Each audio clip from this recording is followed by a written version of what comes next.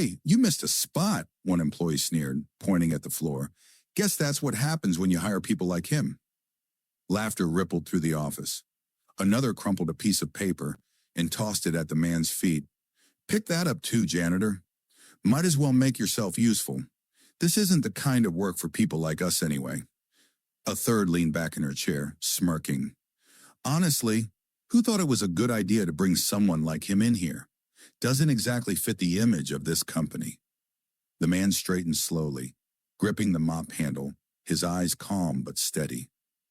They thought he was beneath them. They mocked his skin, his clothes, his very presence. What none of them realized was that this janitor wasn't who they thought he was. He was a CEO, and before the day ended, every single one of them would regret what they had done. If you've ever seen someone underestimated or mocked because of who people thought they were, stay tuned. This story will leave you speechless. Tell us in the comments where you're watching from, and don't forget to subscribe for more powerful stories where justice finds its way. To understand how things reached this moment, we need to step back. The company was called Silverline Technologies, a mid-sized firm based in the heart of the city, known for its sleek offices, glass walls, and promise of innovation for the future. On paper, it was a dream workplace, competitive salaries, international clients, and an image polished to perfection. But behind those shining surfaces, a darker reality festered. Inside, the culture was cutthroat. Employees were divided into cliques, those who thought themselves elite, and everyone else who was treated as invisible. The so-called elite often made snide remarks about anyone who didn't fit their mold, younger staff, women, and most often, people of color. It was an environment where prejudice wasn't shouted in the open, but slipped into conversations with smirks and side comments. A joke here, a nickname there, and silence from managers who should have spoken up. For years, these behaviors had gone unchecked, and the higher-ups, well, they either didn't notice or didn't care. But what no one in that office knew was that the man quietly walking among them, dressed in a faded janitor's uniform, was David Carter, the newly appointed CEO of Silverline Technologies. David's life had never been easy. Growing up in a working-class black family, he had seen his parents work double shifts just to keep food on the table. His father worked nights at a shipping dock, his mother in a nursing home. They taught him the values of discipline, humility, and dignity, no matter what others said. When David entered the tech world, it wasn't with connections or an easy path. He faced doors slammed in his face, interviews cut short, and subtle dismissals that said, "You don't belong here." But David never stopped. He built his way up, first through small contracts, then a startup of his own. That startup eventually caught the attention of major investors. His reputation grew, not just as a brilliant mind, but as a man who led with fairness and vision. So when Silverline's board of directors was searching for a new CEO, David was their bold choice. They wanted someone to clean house, to root out inefficiency, and to give the company a future. What they didn't expect was that David had his own reasons for taking the job. He had heard whispers about the toxic culture at Silverline, how discrimination wasn't just present, but tolerated. He didn't want to lead from the top floor without seeing it himself. He wanted the truth, unfiltered. That's why, on his first official week, he made a decision no one could have predicted. He would disguise himself as a janitor. No announcements, no press release. Just a man in a plain uniform, mop in hand, blending into the background where no one bothered to look. From the moment he stepped through the service entrance, David felt the weight of the role. Some ignored him entirely, walking past as if he didn't exist. Others made side comments under their breath, assuming he couldn't hear, or worse, assuming he didn't matter. The office looked perfect on the outside. Polished floors, modern furniture, walls lined with motivational posters, but the conversations he overheard told another story. Don't worry, he won't understand. Just give him the trash. Imagine working your whole life just to end up mopping floors. This company should really hire someone who speaks better English. Each remark burned, not because it was directed at him personally, but because it revealed the rot in the culture. This wasn't just a few rude employees. It was systemic. And yet David stayed calm. He swept, he wiped, he emptied trash bins. He made himself invisible, all while observing carefully. He noted names, faces, behaviors. He wasn't just looking for prejudice. He was looking for leadership, kindness, any spark of decency in the staff. But what he saw day after day was arrogance layered over cruelty. It was on the third day that things came to a head, the moment that became the hook you saw earlier. Anywhere, David was cleaning near the open office floor when a group of staff gathered around a coffee machine. One of them spilled their drink, intentionally tipping the cup so it splashed across the tiles. "Hey, janitor," the man called out, smirking. "Missed a spot. Clean this up." David moved toward the spill quietly, but before he could reach it, another employee tossed a crumpled paper to the ground. "Might as well take this too." "I mean, isn't that what you're here for?" The group laughed, their voices echoing through the office. That's when the third one added the words that cut deeper than any spill. "Honestly, who thought it was a good idea to bring someone like him in here? Doesn't exactly fit the image of this company." The laughter grew louder. It wasn't just mockery, it was exclusion, humiliation, and prejudice wrapped together. David stood tall, gripping the mop handle. He didn't say a word, not yet. Because this wasn't just about him, it was about every person who had ever been treated this way in silence. And soon silence would no longer protect them. The office buzzed with the usual morning chaos, keyboards clattering, phones ringing, voices overlapping. David moved silently through it all, pushing his cart loaded with supplies. He blended into the background so seamlessly that people stopped noticing he was even there. And that, in many ways, revealed the truth he had come to uncover. For the so-called elite, invisibility was expected of him. They treated his presence like furniture, something useful but unworthy of acknowledgement. To them, he wasn't a man with skills, a life, or dignity. He was just the janitor. There were a few who made sure he never forgot his supposed place. Cameron, the self-proclaimed star salesman, strutted through the office as though he owned the building. His voice carried across the floor every time he spoke, laced with arrogance. One morning, as David was mopping near Cameron's desk, the salesman scoffed loudly. "Careful there. Don't slip and sue the company." "Oh, wait, you probably don't even have a lawyer on speed dial." Laughter followed, mostly from his little circle of imitators who wanted to stay in Cameron's good graces. Then there was Melissa, the HR coordinator. Her cruelty was quieter, but sharper. She had a way of lowering her voice just enough so it sounded like a joke, but the sting was intentional. "Make sure you don't leave streaks on the glass," she whispered one afternoon, leaning toward her colleague. "You know how clients are. They don't like things looking unprofessional." Her eyes flicked toward David with that look, that unspoken judgment of him. Her colleague chuckled. Neither of them realized David heard every word. Then there were the others, the silent majority. They didn't mock him outright, but they didn't defend him either.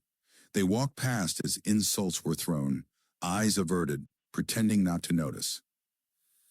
David found this almost more disappointing than the cruelty, because silence was its own form of complicity. Every time someone let the laughter go unchecked, they gave permission for it to continue. Yet, in the sea of arrogance, a few stood out differently. One was Jasmine, a young intern who had only joined the company a month earlier. Unlike the others, she always greeted David with a smile. She held doors open, thanked him when he emptied her bin, and even asked how his day was going. At first, David thought it might be politeness, but one afternoon when Cameron made another loud remark about people who clean floors never making it anywhere, Jasmine's face tightened. She glanced at David, then back at Cameron, and spoke softly but firmly. "That's not funny." Cameron rolled his eyes and brushed it off, but David noticed. That one small act of decency meant more than she could imagine. There was also Victor, the IT guy. Quiet, reserved, often buried in wires and screens. He didn't go out of his way to defend David, but he never disrespected him either. Once, when David was carrying a heavy box of cleaning supplies, Victor stepped in without hesitation to hold the elevator door. Small gestures, simple moments, but they stood out like beacons in a hostile sea.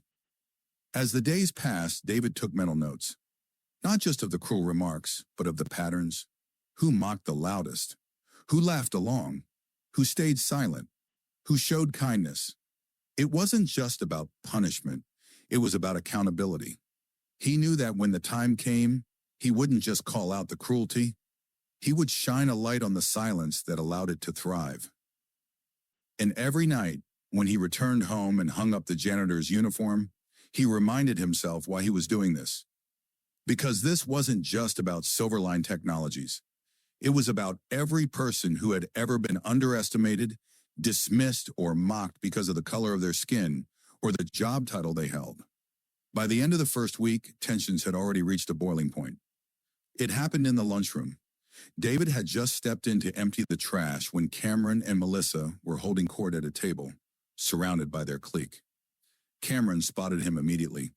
"Hey, janitor," he called out, waving a greasy napkin. "Think fast." He tossed it onto the floor. Melissa laughed. "Careful, Cameron. He might trip on it.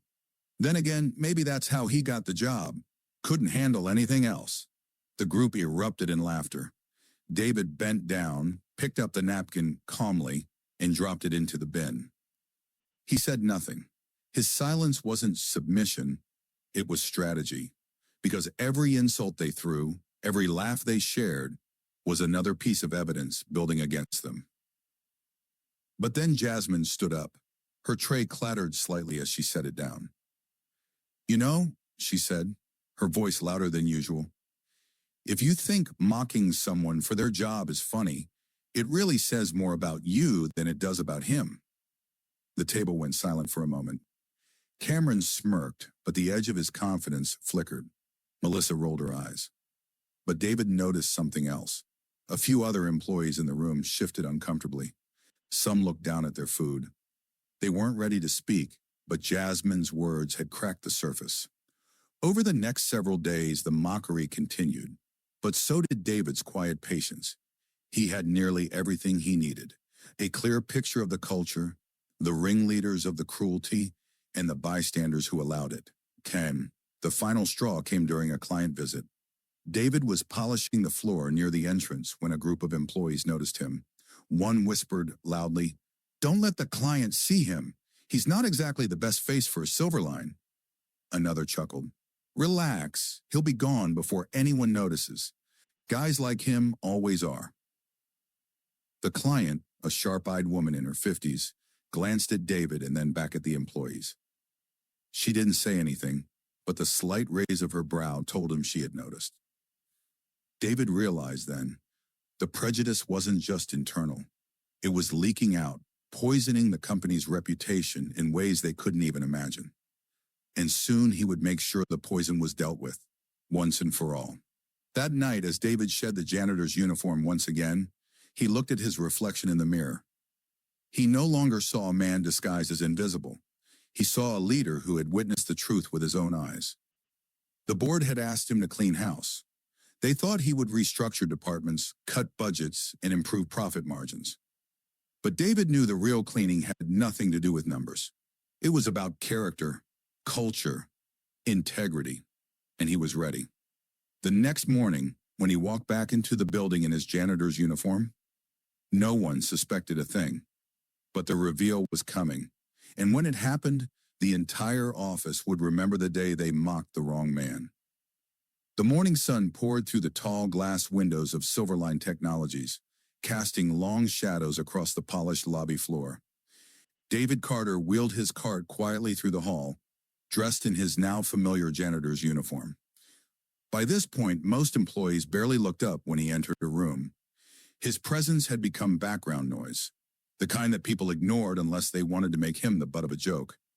And unfortunately, there was no shortage of those. On Monday, just as the office was buzzing with chatter before the weekly sales meeting, Cameron accidentally tipped his coffee mug onto the floor right by David's cart. "Oops," Cameron said loudly, smirking at his audience. "Better get that, janitor. Wouldn't want anyone important slipping." Melissa giggled, covering her mouth dramatically. Make sure you scrub hard this time.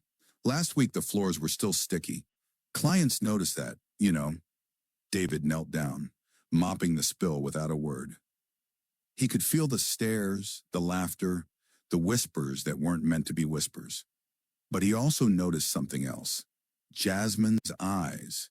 She sat at her desk nearby, lips pressed tight, shaking her head slightly in disapproval.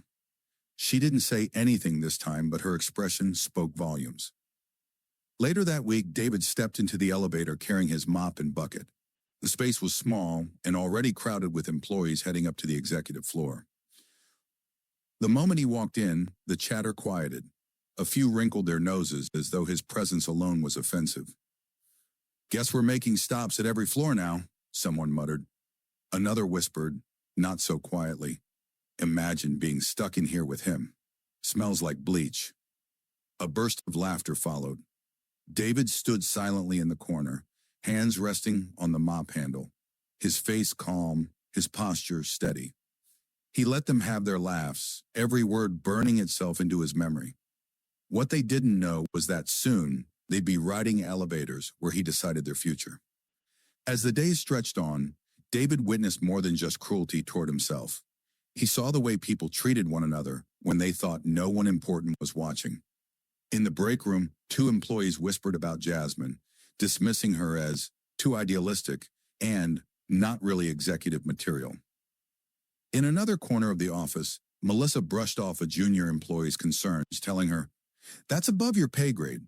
Leave the big decisions to us." David realized the problem ran deeper than surface-level prejudice.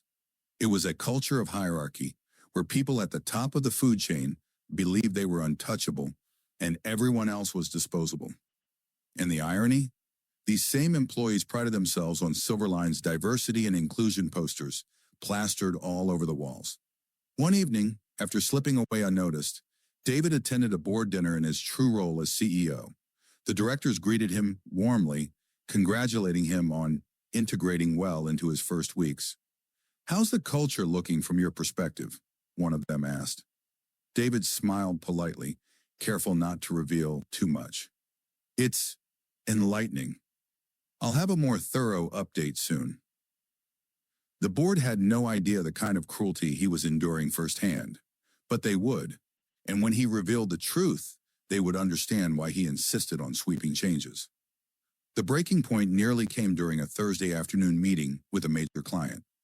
David was polishing the floor near the glass-walled conference room when Cameron spotted him. With the client seated just a few feet away, Cameron grinned wickedly. "Hey, janitor, don't forget the corners this time. You missed them yesterday." Melissa chimed in, her voice dripping with disdain. "Honestly, it's embarrassing. Clients walk in and see that. Doesn't really scream professional, does it?" The clients exchanged glances, uncomfortable but silent. David kept working, his face impassive. But inside, he made a mental note. This wasn't just disrespect. This was damaging the company's image in front of the very people who paid for their services. And that would not stand. Not everyone was blind. Victor from IT once pulled David aside when no one was around. "Hey man, don't let them get to you," he muttered, adjusting his glasses. "Some of these people think too highly of themselves." It wasn't much, but it was something. Jasmine, too, found quiet ways to show decency. Once when Melissa sneered about David's sloppy work, Jasmine deliberately walked past him and said, loud enough for others to hear, "The office looks spotless as always." "Thanks." It was a small kindness, but in that moment, David felt something shift. Not everyone was corrupted. Not everyone was blind. By the end of the second week, David had seen enough. He had endured humiliation after humiliation, watched cruelty flourish unchecked, and studied the silent bystanders who let it happen. But he had also seen sparks of humanity. Jasmine's courage, Victor's quiet respect, even the client's uneasy glance, proof that the toxicity wasn't invisible. The reveal would come. Not yet, but soon, and when it did, it wouldn't just be about punishing the guilty. It would be about reshaping the entire culture of Silverline. On Friday, as David wheeled his cart past the executive floor, he paused for a moment outside the glass wall. Inside, Cameron and Melissa were laughing, their voices filling the room. "Can you believe this company pays someone just to push a mop?" Cameron jeered. "Bet he makes less in a year than I spend on vacations." Melissa smirked. "People like him should be grateful they even get to step foot in a place like this." Their laughter echoed down the hall. David gripped the cart, his jaw tightening just for a moment. Then he exhaled slowly, calming himself. He turned away, heading back to his work. Not because he was defeated, but because he knew something they didn't. The janitor they mocked would soon call them into a meeting. And when they walked into that room, their entire world would turn upside down. The office hummed with the usual rhythm of keyboards and chatter. David moved quietly through the halls, mop in hand, eyes watchful. He had grown accustomed to the routine insults, the laughter, the glances that sliced like glass. But what disturbed him most wasn't how they treated him. It was how the culture began to infect anyone who dared to act differently. Silverline wasn't just a place where cruelty was tolerated. It was rewarded. People learned quickly, if you didn't laugh at the jokes, if you didn't join the mockery, you became a target yourself. Compassion wasn't a virtue here, it was a liability. That's when David noticed the shift. It started small. Jasmine's quiet defense of him in the lunchroom had drawn attention she hadn't expected. At first it was only a few rolled eyes, a few muttered comments behind her back. "She's too soft, always trying to be the hero. Must be nice being naive when you're just an intern." But in a place like Silverline, kindness wasn't seen as strength. It was weakness. And weakness made you pray. David noticed the way people looked at Jasmine after that. Conversations would halt when she walked by. Laughter would spark up the moment she left the room. It was subtle at first, but David knew the pattern. He had lived it for weeks. One evening, long after most of the staff had gone home, David pushed his cart down the hall, mop swaying rhythmically across the polished floors. From the break room came the low murmur of voices. He paused, listening. Cameron's voice was unmistakable, dripping with arrogance. "That intern's getting on my nerves. Acting like she's some kind of savior, defending the janitor like he's a national treasure." Melissa laughed softly, sharp and cutting. "She's making us look bad, Cameron. Every time she opens her mouth, it's like she's accusing us. Can't have that." "Exactly," Cameron replied. "We can't let her little speeches gain traction. People start siding with her, and suddenly we're the villains? Not happening." Melissa's tone turned cold. "Then we do what we always do. Make her look like the problem. A few rumors, a word to HR, frame her as difficult, a troublemaker. Management eats that up." Cameron chuckled darkly. "She won't even see it coming." Laughter filled the room. David stood in the shadows, hands tightening around the handle of his mop. Their cruelty had crossed another line. It wasn't enough to mock him. They were now conspiring to crush the one person brave enough to defend him. He turned silently and walked away, but his mind was sharper than ever. Each word he overheard became another stone in the foundation of the plan forming in his head. By morning, the whispers had already started. "Jasmine's too emotional. She doesn't respect authority. She's not a good fit here." They weren't direct confrontations. They were quiet, poisonous suggestions seeded into casual conversations, just loud enough for others to hear. Jasmine felt the shift. Her smile was thinner now, her steps a little heavier. But still, she pressed on, refusing to shrink into silence. David admired her resilience, but he also knew how ruthless this place could be. He had seen it devour people whole. That night, when the office was empty, David shed the janitor's uniform and returned to his true self in his private office. He replayed everything he had seen and heard, the jokes, the sneers, the whispered plot against Jasmine.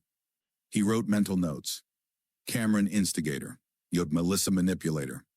Others complicit by silence. Jasmine courageous, targeted. Victor cautious, respectful. This wasn't just about humiliation anymore. It was about protection. If people like Jasmine were punished while people like Cameron thrived, Silverline's soul would rot. The reveal wouldn't just punish the guilty, it would shield the innocent. Before leaving his office that night, David jotted one line into his notebook.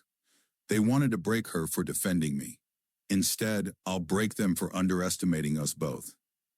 He closed the book, a faint fire in his eyes. The time was drawing near. And soon, every laugh, every whisper, every scheme would come crashing down. The morning began with the usual chatter, but something about the air felt heavier, tighter. Jasmine walked into the office with her notebook clutched close to her chest, her smile strained. She could sense it, like a storm waiting to break. David noticed too. From his place near the window with a bucket and squeegee, he could see the looks darting her way. Too quick to be casual, too sharp to be harmless. He knew the whisper campaign wasn't enough for Cameron and Melissa. They wanted Jasmine out. It didn't take long for David to confirm his suspicions. Later that morning, while collecting trash bags from the third-floor bins, he overheard Melissa's distinct voice through the cracked door of the HR office. "I don't want to cause trouble," Melissa began, her tone sugary, "but several people have raised concerns about Jasmine. She seems, well, a little unstable, always emotional, easily offended." The HR rep hummed politely. "Do you have specific examples?" Melissa was ready. "Oh, plenty. Just last week she disrupted lunch with some speech about treating everyone equally. She even defended the janitor. It created such tension. People felt judged, uncomfortable." The HR rep scribbled notes. "And this has been ongoing?" Melissa leaned in conspiratorially. "Yes, she criticizes the team, undermines authority. She's only an intern, but she acts like she's above everyone. If you ask me, it's a pattern of insubordination." David's chest tightened. He closed his eyes briefly, steadying himself. This wasn't just idle gossip anymore.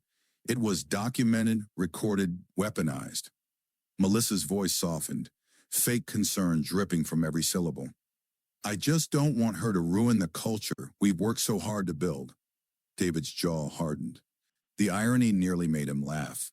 The culture Melissa wanted to preserve was the very poison eating Silverline alive. When Melissa emerged from HR, she carried herself with smug satisfaction. Cameron was waiting near the elevator. "Well?" he asked. Melissa smirked. "Planting the seed. HR will be watching her now. One slip, and she's gone."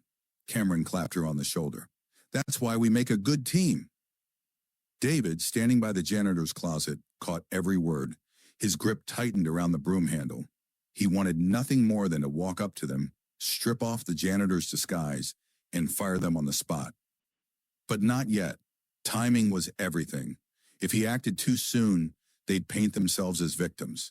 He needed their cruelty to fully bloom, visible to everyone, undeniable. By the end of the week, Jasmine could feel it.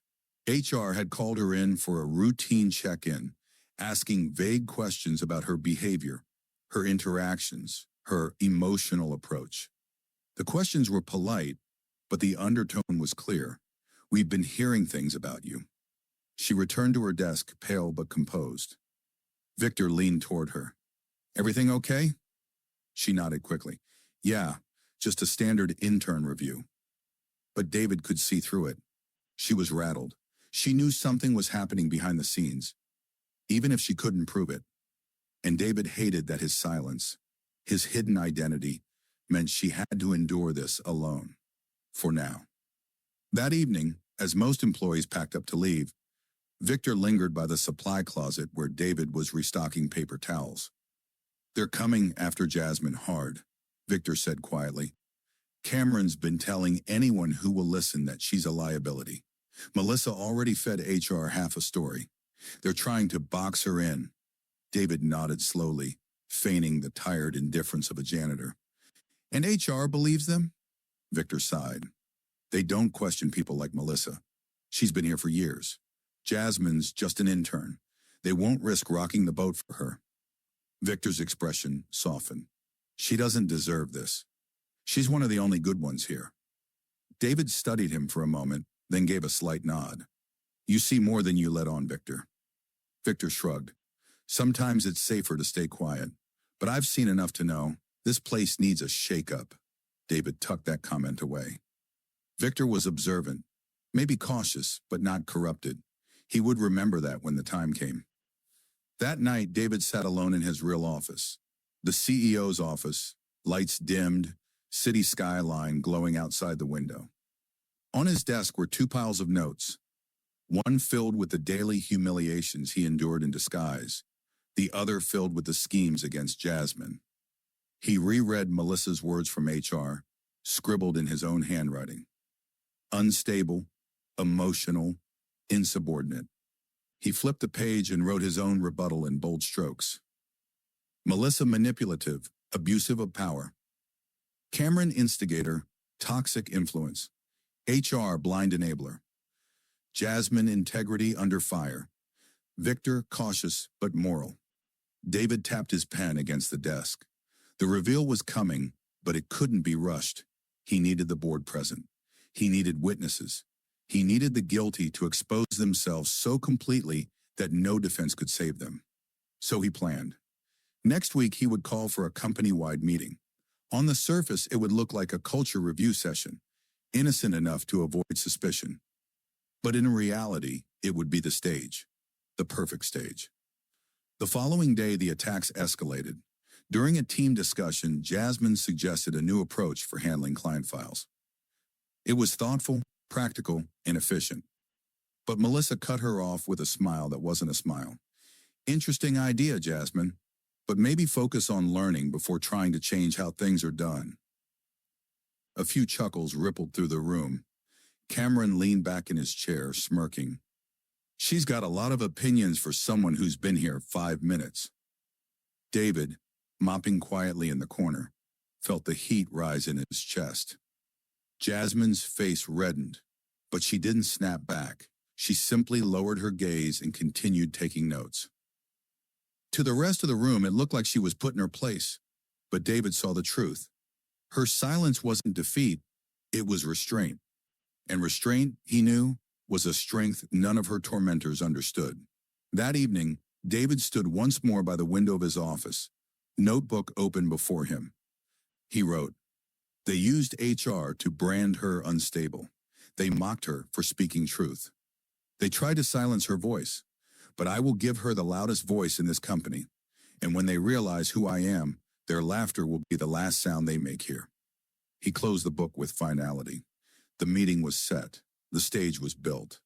And soon the masks would come off. The next week at Silverline began with an uneasy stillness. On the surface, it looked like any other Monday. Keyboards clattering, printers humming, people sipping their coffees with weary eyes. But beneath that ordinary hum, something darker festered. David felt it as he pushed his cart through the halls. The air was thicker, heavier. Whispers seemed sharper, glances colder. The plot against Jasmine was no longer just whispers. It was becoming a campaign. Late in the morning, Jasmine was summoned to HR again. David, polishing the brass rail near the stairwell, watched her walk toward the office. Shoulders stiff, notebook clutched like a shield. Inside, the HR rep smiled with rehearsed politeness. "Jasmine, thank you for coming. We've been hearing some concerns. Nothing serious, just a few patterns we want to keep an eye on." Jasmine sat straighter, trying to mask her unease. "Patterns?" "Well," the rep continued, flipping through her notes, "some colleagues feel you've been overly critical of team dynamics. There's a sense that you may be disruptive at times, confrontational even." Jasmine's brows knit. "I've only ever spoken up to suggest fairness, or to share an idea. I didn't know that was disruptive." The rep gave a sympathetic smile that wasn't sympathetic at all. "Of course, we just want you to be mindful.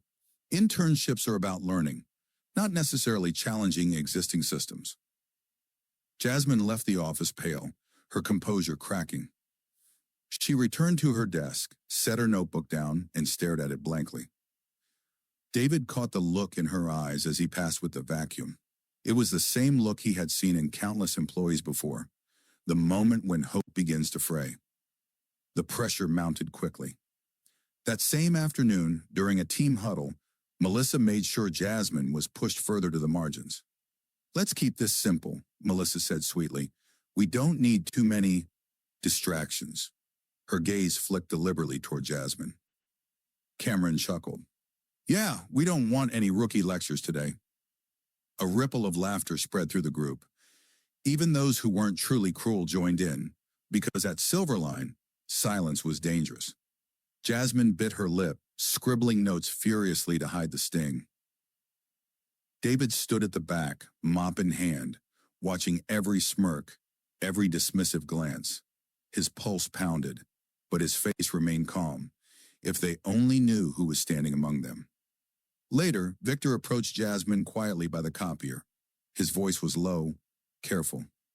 "Don't let them get to you," he said. "They do this to anyone who doesn't play along." Jasmine gave him a wan smile. "Feels like they've already decided I don't belong here." Victor hesitated. Then with a quick glance around, he added, "Some people belong here more than the rest combined. Don't forget that." It wasn't much, but David saw it from across the hall. A small flicker of solidarity in a place determined to extinguish it. And it reaffirmed what David already knew. When the dust settled, people like Victor and Jasmine would be the foundation of Silverline's future.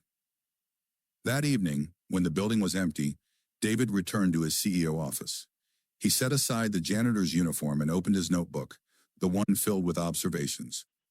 On one page, he wrote, "The culture at Silverline is rotten because cruelty is treated as strength." On the next, he wrote, "The reveal must do three things: expose the guilty, protect the innocent, and transform the culture." He sketched out the plan in bold strokes. 1. Company-wide meeting under the guise of culture review. 2. Invite the board of directors to attend, quietly, without staff knowing. 3. Allow Cameron, Melissa, and others enough rope to expose themselves publicly. 4. Drop the disguise at the peak of their arrogance. 5. Announce firings immediately with board approval. He tapped the pen against the page. The timing had to be perfect. The humiliation had to be undeniable. And the justice had to be swift. 2 days later, the weight nearly broke Jasmine. It was after a client presentation. She had worked hard on the draft, putting in extra hours, adding insights that impressed even David when he read over her notes one night. But during the meeting, Melissa casually presented Jasmine's work as her own, brushing off Jasmine's contributions with a dismissive smile. "And of course, my intern helped with some minor formatting," Melissa said, her voice smooth. Jasmine froze. Her hard work erased in an instant. Cameron grinned across the table. "See, Jasmine? You're learning. Always support your superiors." Laughter again. Always laughter. Jasmine excused herself afterward, slipping into the restroom. David, pushing his cart nearby, heard the muffled sound of someone holding back tears behind the door. His grip tightened on the handle of the cart, knuckles white. He wanted to storm in, reveal himself, and end it all right there. But he didn't. Not yet. Because when justice came, it had to be so complete that no one could deny it. That night, David lingered longer than usual in his janitor's uniform, walking the halls in silence. He looked at the walls, the offices, the break rooms where so much cruelty had been normalized. He thought about Jasmine, alone in the restroom, swallowing her tears. He thought about Victor, cautious but quietly decent. He thought about Cameron and Melissa, laughing as they plotted in HR. And he thought about the board, waiting for his signal, unaware of just how deep the rot ran in their company. He whispered to himself as he turned off the lights. They think this is their kingdom. Tomorrow they'll find out who really holds the crown. At the end of the week, a company-wide email went out. Subject, mandatory all-staff meeting, Monday, 9 a.m., from executive office. The body was short, formal, and vague. We will be conducting a culture and performance review session with all staff present. Attendance is required. Dress professionally. The board of directors will be in attendance. The email sent ripples of speculation through the office. Culture review? What does that even mean? Probably some boring HR thing. Board's coming? Must be important. Cameron shrugged it off, smirking. If anything, they'll be impressed with us. We've been running this place just fine. Melissa laughed. Exactly. Some people should be worried, but it's not us. David, emptying the last trash can of the night, heard every word. He hid his smile. They had no idea. In his office later that night, David wrote one last entry in his notebook. They tried to break her. They tried to silence me. On Monday, they will face themselves in front of everyone. The janitor they mocked will be the CEO who ends their reign. He closed the notebook, placed it neatly in his drawer, and switched off the lamp. The stage was ready. The audience was set, and the curtain was about to rise. Silverline's office buzzed with unusual energy that Monday morning. The mandatory meeting had stirred curiosity, anxiety, and gossip in equal measure. The conference hall, usually reserved for quarterly updates, was prepped with rows of chairs, a sleek projector screen, and refreshments laid out neatly. At the front, a long table stood ready for the board of directors, though no one had seen them yet. Employees filed in, whispering. Culture review? Sounds like corporate fluff. Board members here on a Monday? That's serious. Bet they'll just push more rules about email etiquette. Cameron strolled in late, coffee in hand, grinning like a man untouchable. Melissa followed, phone in one hand, already snapping a selfie with the caption, Big Day, ready to shine. Jasmine entered quietly, shoulders slightly hunched. She found a seat near the back, notebook tucked in her lap. She wanted to disappear, but she couldn't help the knot of dread tightening in her stomach. David entered last, mop in hand, uniform crisp, moving toward the side wall where janitors usually stood unseen. His expression gave away nothing, but inside his heart pounded like a war drum. Today. As employees waited, Cameron's voice carried across the room. Relax, everyone. This'll probably be some speech about teamwork. We're the backbone of this place. They can't run it without us. Melissa smirked. Exactly. If anything, this is our chance to show the board how valuable we are. She glanced toward Jasmine, who sat quietly in her seat. Though I wouldn't be surprised if some interns are on the chopping block. Can't have weak links, right? Laughter followed, a few nervous, a few genuine. Jasmine looked down at her notebook, cheeks burning. From the side of the room, David's eyes narrowed. Their arrogance was the perfect setup. They were already writing their own downfall. At precisely 9 a.m., the double doors swung open. The board of directors entered. 5 men and women in sharp suits, faces unreadable. Conversations hushed instantly. Everyone stood, some straighter than others, as though posture might save them. The board members took their seats at the front, exchanging brief nods with one another. Thank you all for being here, one of them said. Today's session is about culture, about values, about who Silverline is and who we want to be. A ripple of tension spread. Words like that were rarely spoken aloud at Silverline. Cameron leaned back in his chair, smirking. Melissa twirled a pen between her fingers. The board member paused, then added, To begin, one of our most observant employees has prepared a presentation. Someone who knows this company in ways most overlook. Please welcome David. Gasps, confused murmurs. Dozens of heads turned toward the janitor by the wall. David set aside his mop, straightened his back, and for the first time in months, he didn't walk like a janitor. He walked like a man who owned the floor. Whispers broke out. The janitor? What is this? Why him? Melissa stifled a laugh. What is this? A joke? She muttered. David reached the front of the room, his gaze steady, his movements calm. He stopped by the podium, resting his hands lightly on the edge. The silence grew thick. Then he spoke.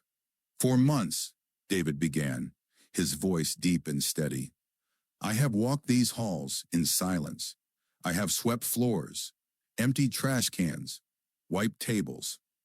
And in that silence, I have learned more about Silverline than any report could reveal. A ripple of unease. Eyes darted across the room. David's gaze swept slowly over the employees. I've heard the jokes when you thought no one important was listening. I've seen the glances you thought no one important noticed. I've watched as kindness was punished and cruelty rewarded. He let the words hang. Melissa whispered to Cameron, "What is he even talking about?" But David continued, his voice calm and sharp. "You see, this company has two cultures. The one we print on glossy posters, teamwork, innovation, respect, and the one we actually live. A culture where belittling is entertainment, where standing up for fairness makes you a target, where arrogance is applauded and compassion is crushed." Jasmine's eyes widened. She clutched her notebook tighter. He was saying aloud what she had felt all along. Cameron chuckled, trying to break the tension. "Okay, this is cute. The janitor's giving us a morality lecture?" A few nervous laughs followed, but most stayed silent. David turned his gaze on Cameron. "Cute, you say? Then let's talk about how cute it was when you mocked an intern for daring to share her ideas. Or when you laughed as her work was stolen and credited to someone else. Or when you conspired in private to destroy her reputation." Cameron froze, the smirk faltering. Murmurs rippled through the crowd. Heads turned toward Jasmine, then back to Cameron. Melissa leaned forward, hissing under her breath. "He doesn't know what he's talking about." But David's eyes found her next. "Melissa, do you remember the lunchroom when you dismissed Jasmine as naive for standing up for fairness? Or last week when you paraded her work as your own?" Melissa's jaw clenched, face flushing. Oh, the silence was suffocating now. No laughter, no nervous chuckles, just the weight of exposure pressing down on the room. David paused. Then, with deliberate calm, he reached into his jacket pocket and pulled out a small card. He placed it on the podium. It was his executive ID, sleek, embossed with the company's crest. The projector screen lit up behind him, displaying his full name and title: David Lawson, Chief Executive Officer, Silverline Corporation. Gasps erupted. A chair scraped loudly as someone stood, stunned. Melissa's face drained of color. Cameron's mouth opened and closed, words failing him. Jasmine's eyes widened, her hand covering her mouth. David's voice cut through the chaos, steady and controlled. "Yes, the janitor you mocked, ignored, and underestimated is the man who leads this company. And today, the masks come off." The board chair leaned forward, nodding. "Everything David has said, we've reviewed. He has kept meticulous records, dates, times, transcripts of conversations. This was not a stunt. It was an investigation." David continued. "Silverline will not tolerate a culture that rewards cruelty. Not anymore. Today marks a new beginning. And it begins with accountability." He turned his gaze toward Cameron and Melissa. "Effective immediately, both of you are terminated. Security will escort you from the building." The words dropped like a gavel. Cameron shot up, red-faced. "You can't do this." "Sit down," David said, his tone razor-sharp. "You've had your stage. Now the show is over." Security entered, calm but firm. Melissa sputtered, pleading with the board, but no one listened. The two were escorted out, the protests echoing down the hall. When the noise settled, David's gaze softened. He looked toward Jasmine, who still sat frozen in her seat. "Jasmine," he said, his voice gentler now, "you showed more courage in a few weeks than some show in a lifetime. You defended what was right, even when it cost you. That is the culture we will build here." Jasmine blinked rapidly, her throat tight. The room watched as David addressed her, the weight of his words undeniable. "You are no longer an intern. Effective immediately, you are offered a full-time position on the innovation team, with my personal backing." Gasps again, this time of admiration. A ripple of applause began, hesitant at first, then growing stronger. Jasmine's eyes filled with tears, but this time they were not from humiliation. They were from relief, from justice. David turned back to the crowd. "To everyone else, this is your moment of choice.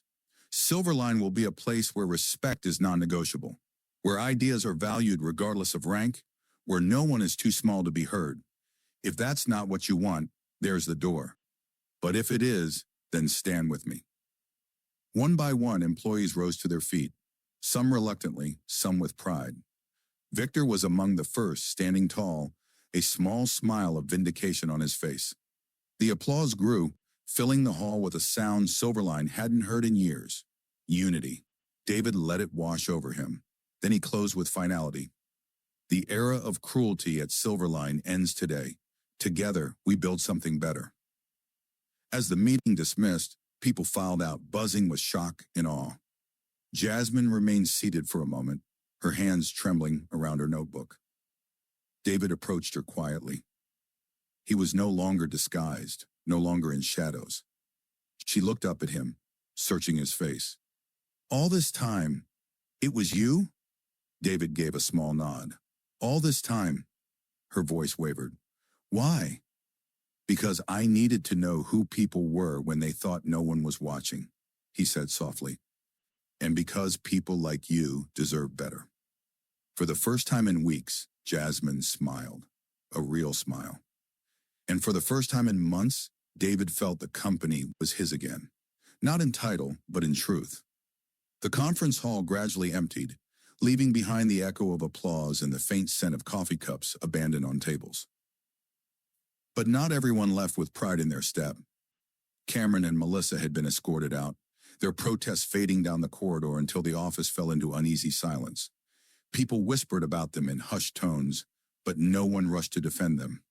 Their reign of arrogance had ended as swiftly as it began. By mid-afternoon, word had spread beyond Silverline's walls. Employees at other branches were already messaging one another. Did you hear? The CEO fired half the leadership team after going undercover. He was a janitor this whole time? Unreal. The myth of David Lawson, the janitor CEO, was born. Outside, Cameron paced the sidewalk like a caged animal, his tie loose, his face flushed with humiliation. Melissa sat on a bench, scrolling frantically through her phone. This is insane, Cameron snapped. He set us up. There's no way he can get away with this. Melissa shook her head, her voice low and bitter. It's over, Cam. Did you see the board? They backed him. We're done here.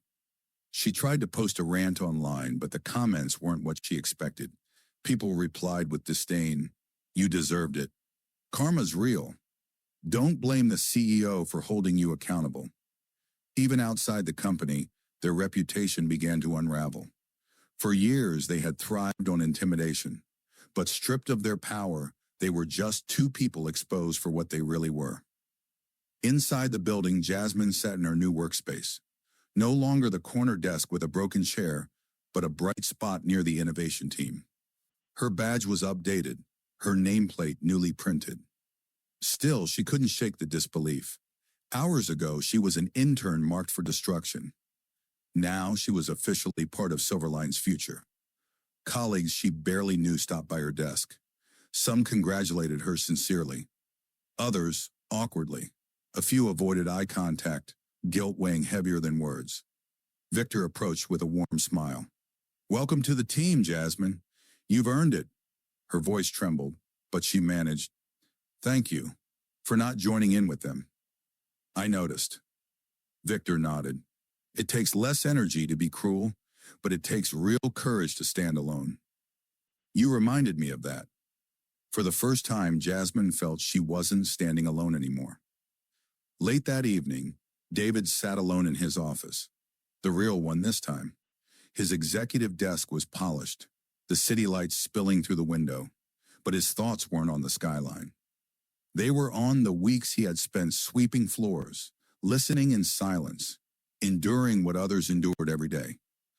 He had learned more in those weeks than in years of board reports. He had seen how bias festered when unchecked, how cruelty became a sport, how good people were silenced by fear of being next. His notebook lay open on the desk. On one page, the line he had written the night he overheard Cameron and Melissa plotting. They wanted to break her for defending me. Instead, I'll break them for underestimating us both. He read it again slowly. Then he underlined the word, us. Because this wasn't just about him. It was about Jasmine and everyone like her. People with courage but without power. people whose voices were drowned out until someone decided enough was enough. The next morning, David addressed the company again, this time not as a hidden observer, but as the CEO everyone could now see clearly. No more posters, no more empty slogans. Respect and fairness will no longer be words we hang on the wall. They will be the ground we stand on. He looked out at the crowd, scanning faces. Some hopeful, some doubtful, all listening. Accountability is not a punishment. It's a promise. A promise that if you work here, your worth will not be defined by how loud you laugh at someone else's expense, but by how you lift others up. There was no applause this time. Not yet. Just silence. A silence that felt like listening, not resistance. It was a start. Weeks passed. The office felt different. The cruel jokes didn't vanish overnight, but they no longer carried the same weight. Laughter that once thrived on cruelty now fell flat. Melissa and Cameron's absence was noticed, but not missed. Their departure was a reminder etched into everyone's mind. The walls have ears, and the ears belong to someone who will not tolerate injustice. Jasmine thrived in her new role. She threw herself into projects with a passion that inspired others. Slowly, she began to earn not just respect, but admiration. And David, though back in his executive chair, still took quiet walks through the halls. Not with a mop this time, but with the same eyes that had once seen everything from the shadows. Because he knew the truth. Power wasn't in the corner office. It was in how people treated each other when they thought no one was watching. One Friday evening, as the office emptied and the city glowed with the start of the weekend, Jasmine stopped by David's office. "Can I ask you something?" she said, hesitant but curious. David gestured to the chair. "Of course." "Why me?" she asked softly. "Why offer me the position? There are so many others here." David studied her for a long moment before replying. "Because when it was easier to stay quiet, you spoke. When it was safer to laugh along, you refused. You showed me something rare, courage without a title, integrity without an audience." Her eyes shone. She nodded slowly, understanding. "And that," David added, "is the kind of strength this company needs if it's going to survive." She smiled, a genuine, unguarded smile. "Then let's build it together." David returned the smile, feeling for the first time in a long while that the company's future wasn't just secure, it was brighter than ever. And so Silverline was transformed, not by another policy, not by another poster on the wall, but by a janitor who wasn't a janitor, and an intern who refused to stay silent. Cruelty thrives in silence, but courage can change everything. What about you? If you saw someone mocked or targeted at work, would you stay silent? Or would you stand beside them like Jasmine did? Comment below with your answer, and don't forget to subscribe for more stories where courage meets justice.